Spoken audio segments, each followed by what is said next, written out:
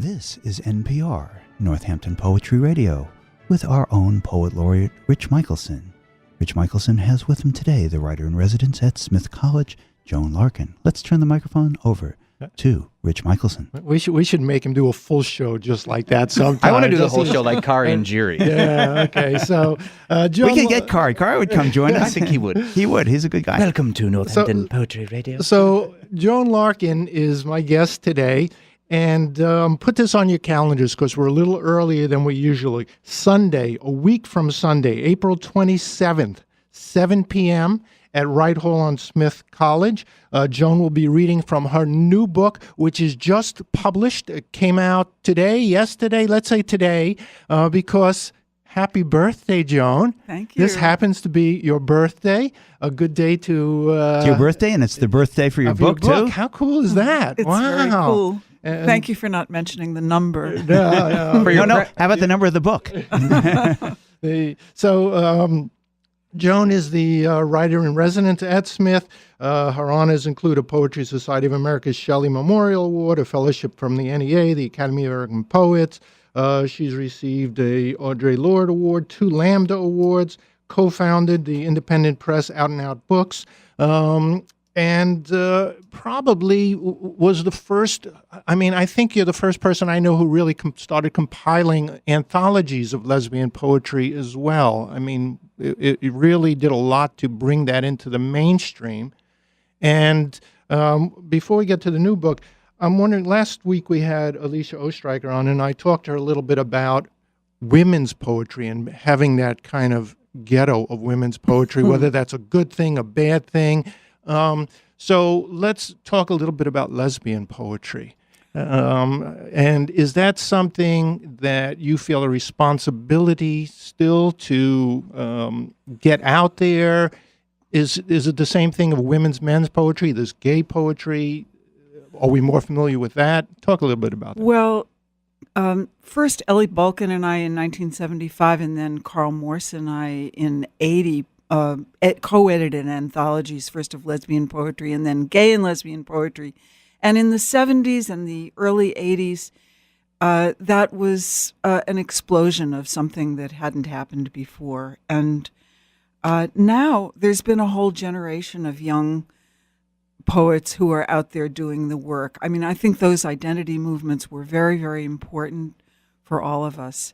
But my own writing and my efforts to spread the word have really moved in a different direction. So is there now a genre of lesbian poetry, or is that an overstatement? It's a category, it's a label, but do poems sleep with other poems? I think... No, let's stop there for a moment. I want to know about that. Well, they absolutely do. That's a whole nother show. They absolutely do. But... well, I don't know. I'm at a loss for words. Well, let me ask you this. I would like this because I remember reading Edward Field decades and decades ago, and he was an out poet from New York, from the village, from Greenwich Village, but I don't think he was specifically identified as a gay poet. Yes? No? Well, that's the big question, isn't it? Ed. I love Ed, and I love his work, and he's still in the village and still writing his very, very out there in every way poetry. And I and probably underappreciated by mainstream readers, but that it's other people who attach that label of gay poetry. And I just don't want to be limited in that way anymore. I think, But you edited the anthologies. You put them together. Sure, you actually have the, to your credit, you have both brought the poetry out and made it part of mainstream culture. So it was successful, and now we can move on, exactly. Basically. You did the job, next job. So, I think, poetry for me is a very interior place. So, and paradoxically, I feel as if I'm looking more at the wider world now than I used to, as well as going deeper into the interior, I hope. Right. Well, you became known in your poetry. What first brought it to my attention is I think it's amazing how you combine basically a great emotional intensity with a formal mastery. In a sense, I think you do that as well as anybody I've read. You take on the really difficult subjects. Nobody writes better, I think, about alcoholism. You've written about rape in very powerful poems, abortion, AIDS, and yet you don't give us consolations. When we read your work, it's not easy. You put it out there, and yet there's a beauty. Is that because of the formalism that you use, or? Well, I I don't know what the reasons are that you might find these unconsoling poems beautiful, but I have to say I'm not of the party that believes that poetry is something that should make us feel better and feel cozy and comfortable with the world as it is. It's the opposite of the greeting card. Right. Well, yeah, there's a line of yours that I come back to: praise grief all you want, or more grief more is loss is coming. coming. And that to me has been what your work is. I mean, yet there's a praise behind it. Partly I think it's I think aging makes this encourages this, but I think I've always been optimistic and positive in my nature, and at the same time I think I'm pretty clear-eyed in witnessing all the bad stuff that goes on. So it's a contradiction, but I'm very happy to be alive today and still writing. Well, so are we, and you're listening to NPR and WHMP. My guest is Joan Larkin, who will be reading Sunday, April 27th at the Smith Poetry Center, Wright Hall 102, from her brand new book, just out, called Blue Hanuman. Yeah. Is that right? Good pronunciation. And thank you. And tell me, this book, which I just had a chance to live with a little bit yesterday, seems to be moving in a little different direction, less outwardly personal, I think, with day-to-day kind of things, but yet you feel a real deep depth there of nature, of, what's the difference? How is your work progressing? I think that I'm paying more attention to the music and going in to the scary, dark places. It's like being a skin diver with just a little bit of oxygen left in the tank and staying down a little bit longer and looking around. The secret is, though, that I don't think we know what we're doing. Mm-hmm. I read through the book after it shipped from the printer, and I thought, oh my God, there's a lot of anger here that I didn't even know I was feeling when I was writing these poems. And years ago, when I think it was the second book was published, Along Sound, a painter friend of mine, and I've always been close to painters, and have a very visual imagination, I think, in my poetry. And my painter friend Mimi Weisbord said, "Oh, you have to put this book, Rhyme of My Inheritance, this poem, at the front of the book because it has all the themes that are in the book." I said, "What are you talking about?" She said, "Well, abortion is in there." I said, "There's nothing in there about abortion." She said, "Yes, the line, 'I cleaned up the mess that the baby made.'" And I said, "That's about diapers." She said, "No, it isn't."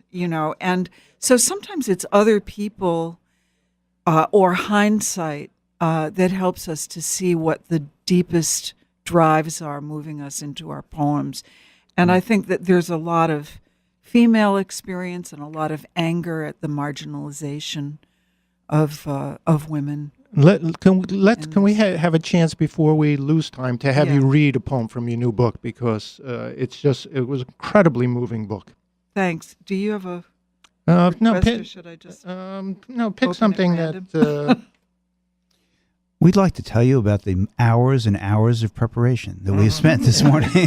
Got up at 4 o'clock to pick Our the only poem. rules are no epic poems and no swears. The book came out yesterday, so I have an excuse that I've only had one day to spend with it. That's true. Okay, That's well, good. I'll read the first poem in the book. It's called Eye of Newt, which, of course, is a quotation from, I won't appall my theater friends by calling it by its right name. It's from the Scottish play, Eye of Newt, the three witches throw it into the pot. And it's sort of about being a young person just encountering art, and my gratitude towards my older brother who told me who Picasso was and who Kafka was.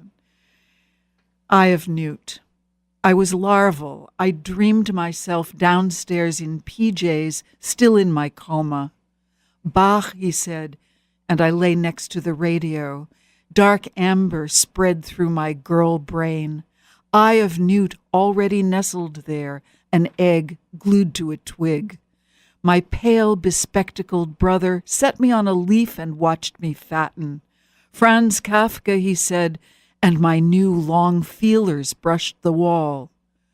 Girl before a mirror was tacked there, torn from life, her twin pear belly worm pink as my own. Half curled, half crawling, I burst through skin after skin. Art, I said, and my wings fanned slowly open. Absolutely chilling and beautiful. Thank you. I'm going to ask you to read one more poem because Sure. I do have one. I'm going to have you read this poem for Bill Newman here called The Sentence. Okay. The book It's on page magically 48. opened to it. The sentence. If I were there, I'd wait with the women indoors by law.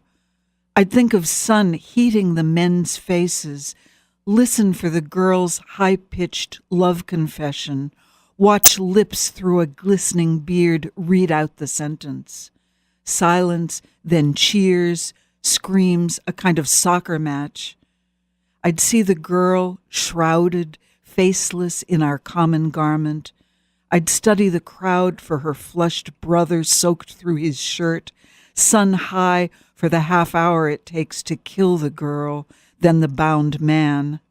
I hear exultant yells as the two bodies are rolled face down in their blood. I'm shaping dough, smearing egg. When the men are tired, I serve them. I wait while they drink, eat, empty themselves, then sleep. The Sentence by Joan Larkin. Let's talk to John some more. This is NPR Northampton Poetry Radio with Rich Michelson. His special guest is Joan Larkin. We're going to come back. We're going to talk more about writers in residence at Smith. We're going to talk more about lesbian women. This is Bill Newman, WHMP. We are back with Northampton Poetry Radio with Rich Michelson and his very special guest, Joan Larkin. Rich. So, Joan, you're reading a week from Sunday at Smith College. You live in Brooklyn. Yes. You teach at Smith College.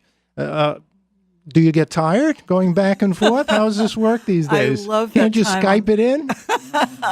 No way. Oh, no way. I love that time alone on the train. You know, they can't get you there. You can read, you can write poems.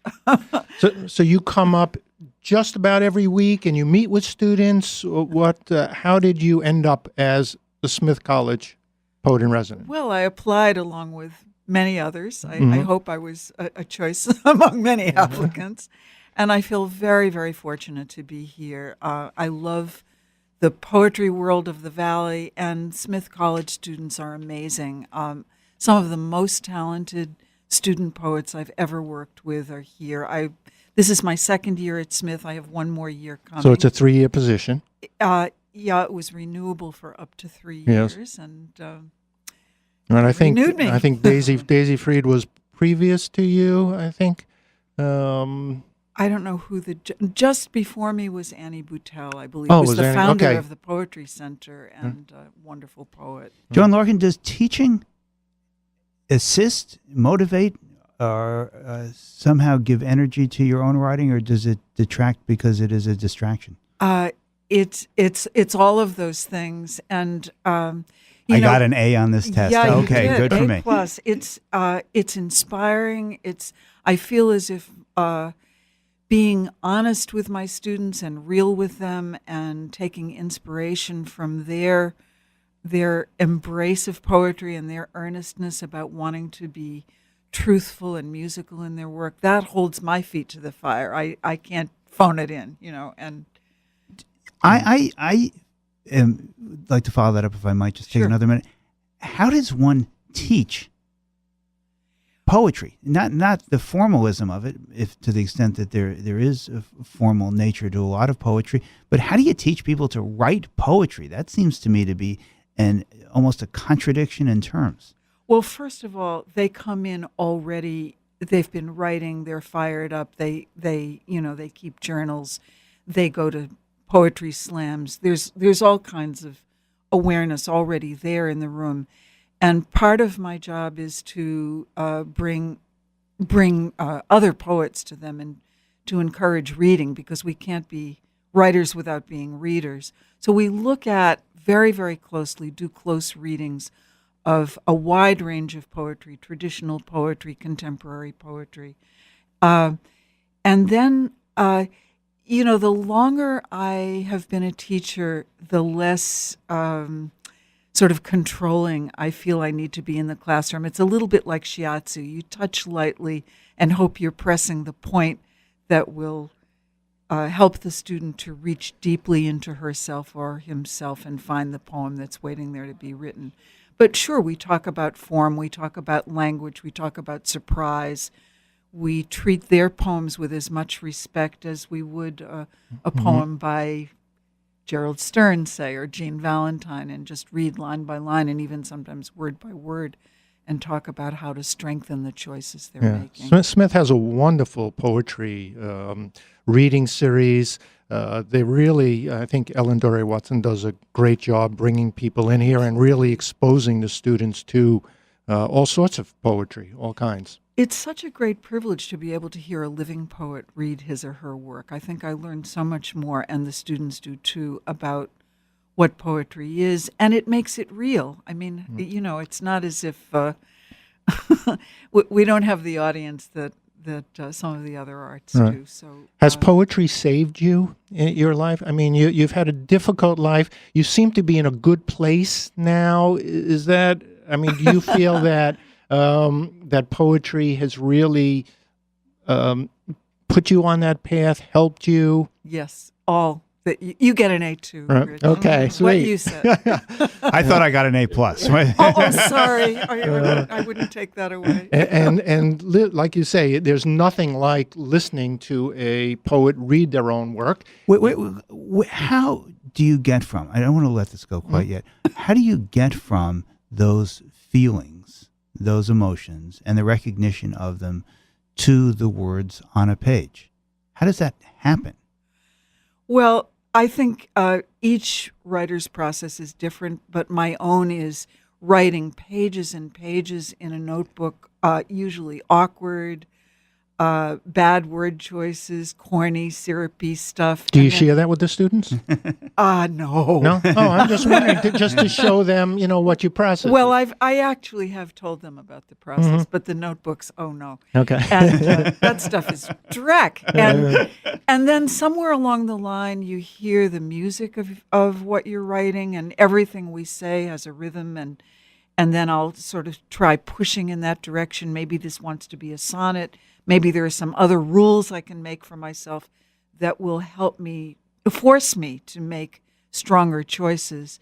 And then, then I go to the computer, type it out, and then start cutting and changing. And then some revelation may come at the last minute. I don't usually know exactly where the poem is going to end up. And I think if we do know where we're going and what the last line is going to be, it usually shuts the poem down and is less exciting and interesting. So when you finish, finish. When you finished My Body, New Unselected Poems, okay, did you know that you were going to move in a different direction for your next book? No, I didn't. No, you were just writing the next poem. I was just writing, and then you pray for the next poem to come. I'm afraid I'm one of those people who has these deep troughs of I don't think I'm ever going to write another poem, you know. But, and- but when you were putting the book together or gathering the poems, you kind of saw that these were your concerns now. Yeah, Hmm. yeah. But subject matter isn't really where the poem begins. I think it's something that's hard to put into words. It's music, it's rhythm, it's an image, it's something that flies through, and you better catch it before it goes away. A lot of the novelists we have on the show talk about how their characters take on a life of their own, and they say things that they didn't expect them to say, Yeah. and they're almost there almost writing down the words, overhearing the conversations as opposed to creating the words of the conversation. I'm wondering what in your poetry, whether that almost kind of automatic writing is part of the process, that it's something that just comes out and you don't know where you're going with it or where those words are going to go next. Yeah, there are surprises that come in, and you know, often there's a turn where the poem turns around and looks at itself and comes to some new sense of life and the world and the subject that you thought you were writing about. Hmm. Can we hear another poem? Please. Can we? Sure. I'm just okay. How about a subway poem? Oh, that was a Transit. beautiful poem. It's Yes. on page 31. I'll just say before reading it that I love unexpected music in the subway system. Of course, you don't have subways here, but I think people will know what the subways are We're like. all New Yorkers. Transit. New We're all- Yorkers. right. We're all You've New been Yorkers. there. I am not. All right. Transit. Some of us leaned in hard and closed our eyes. Some were plugged into headphones. One was hunched, mouth on his fist like Rodin's Thinker. All of us somber and separate, though one rested on her lover's shoulder, staring into the void. We breathed refrigerated air as the metal snake forced itself through the tunnel, hissing, screeching, opening and closing with a sigh. Then the humming began. The four men heaved forward, cleaving our silence, smiling, swaying. Stand by me or the lion sleeps, it didn't matter. Their close notes said there were bees and water and blown glass, even in this yellow-lit raft of sweat and fear. I didn't mind when they praised Jesus. They held out their paper bag, and some of us looked, and 2 or 3 dropped in $1. Joan Larkin, thank you so much. Sunday, April 27th, Wright Hall, Smith College. Come. It's the poetry is amazing, as you've heard. You are listening to NPR, Northampton Poetry Radio on WHMP.